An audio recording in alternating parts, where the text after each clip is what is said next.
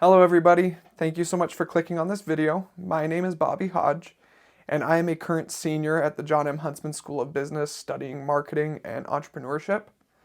I recently just had the opportunity to participate in a 2-day workshop taught by Dr. Aaron Bruff on AI in marketing research. And so for part of our class, one of our assignments is just to hop on social media and give a little bit of a video review of some of the things that we learned and what we thought of the class are some of our takeaways from it. And so hopefully this is just like a very informal way of whether you're looking at taking this class or if you're curious about AI and how it's going to impact marketing decisions. Hopefully this can be of value to you. So I just have a few notes here on my laptop that I'll read off and kind of hit some of the highlights from the class and then give you my opinion of the class at the end. So as far as an overview goes, artificial intelligence, as we all know, it's been in a lot of news lately and in a lot of articles. It's a complex tool that can be used for good or bad. And we started off the class by reading a book called, it had something to do with experiments. And we talked a lot about the ethics of experimentation and how there's several different types of business experiments that run. And some people say that these experiments are good and others say that they're bad. And that's kind of the same way with artificial intelligence, as people seem to be very opinionated one way or another on whether it's good or bad for business and the things that it can be used for. Whether we agree that it's good or bad, AI is kind of one of those things where it's here to stay. It's like the internet was back when that first started, of people were horrified of what the internet would do and what that would do to education. And now we all use computers and Google and all sorts of things in college and in school and in academia and in business. And it didn't destroy anything, it just kind of accelerated it. So depending on how we choose to use artificial intelligence kind of will dictate what we can do with it. There are also many ways that businesses are able to use AI. A lot of college students and even business professionals probably aren't using artificial intelligence right now to its full potential. You've probably had a little bit of experience with it, whether it's using ChatGPT to generate ideas or create like a PowerPoint based off of research that you've done. Those are really good uses and it's like a good way to get experience with it. But as we learned throughout this class, there's so many different things that can be done. So one of the things that Dr. Bruff talked about, and hopefully he doesn't mind me mentioning it in this video and for you future students, just be surprised when you get there, but we talked about the egg of Columbus. I won't go into too much detail on it, but feel free to go check it out online. The main moral behind that story is once you've seen something done, it's the easiest thing in the world to replicate it, but it's the idea of coming up with how to do something in the first place that's so powerful. And so yeah, if you're interested in that, go take a look. I won't ruin Dr. Bruff's little bit here in this video. But with experiments that can be run through AI, many people are kind of worried about that and like, well, what does experimentation look like through artificial intelligence?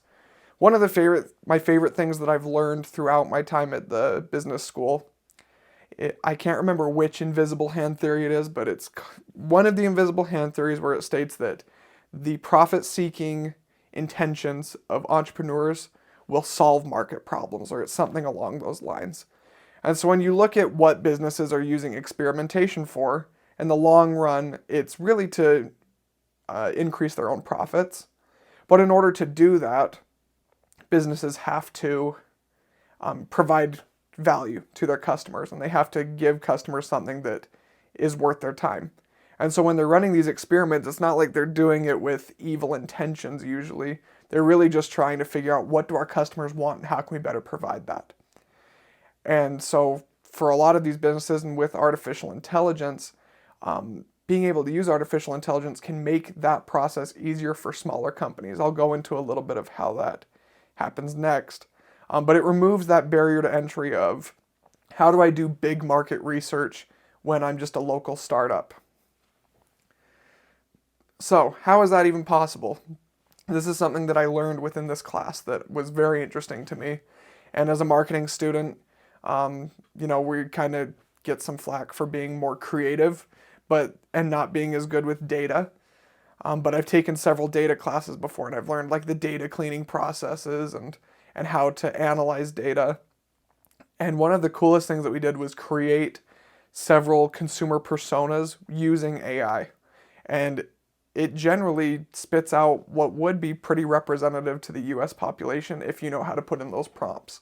And so by the end of this first little exercise, we had several hundreds of people listed with different preferences, different gender, age, all sorts of things in a big database that we could look at with customers.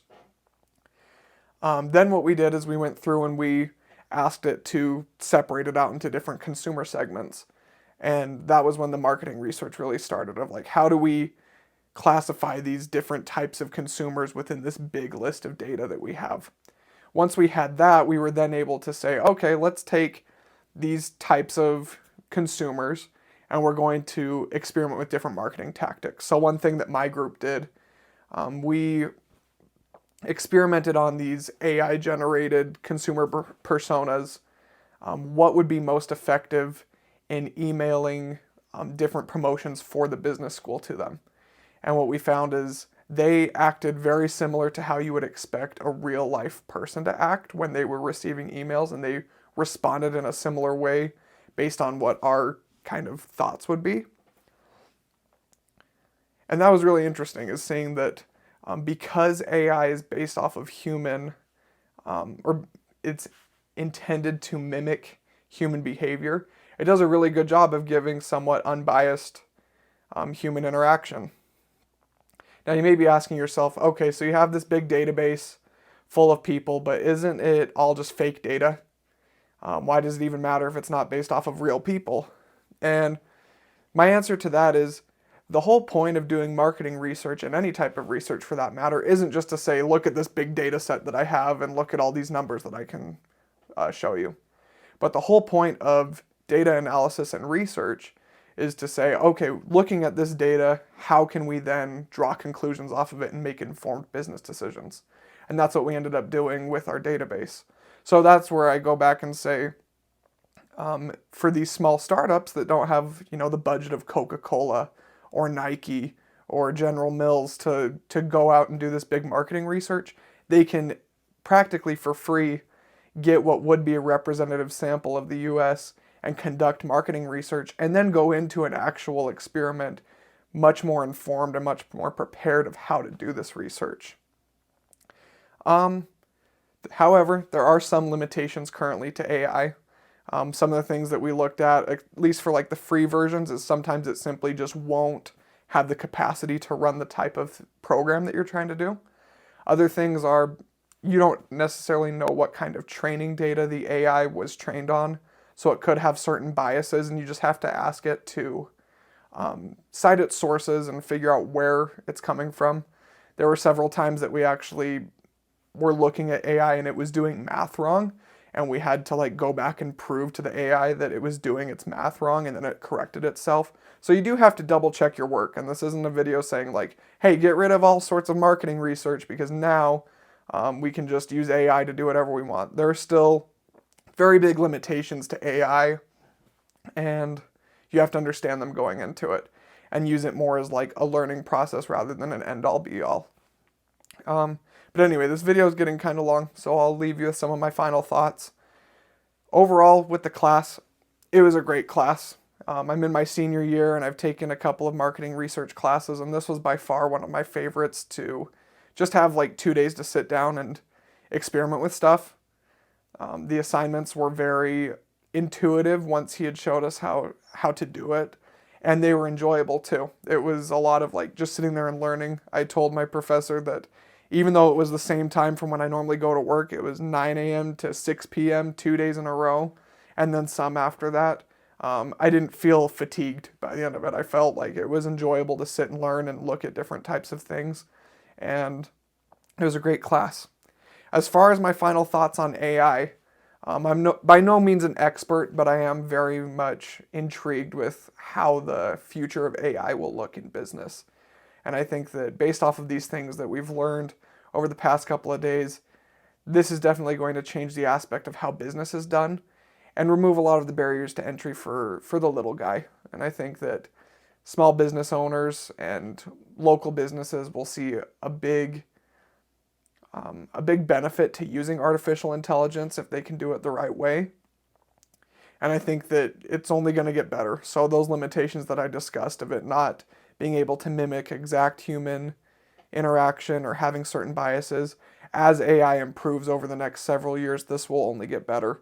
So getting ahead of the curve and knowing how to use this while it's still in its development will only benefit you. So if you have an opportunity to take this class through USU and by Dr. Bruff, I would absolutely recommend it. And feel free to leave comments down below on your experience with AI and let me know what you've done with it. And feel free to ask any questions. I'll be responding to comments. Thank you so much and have a great day.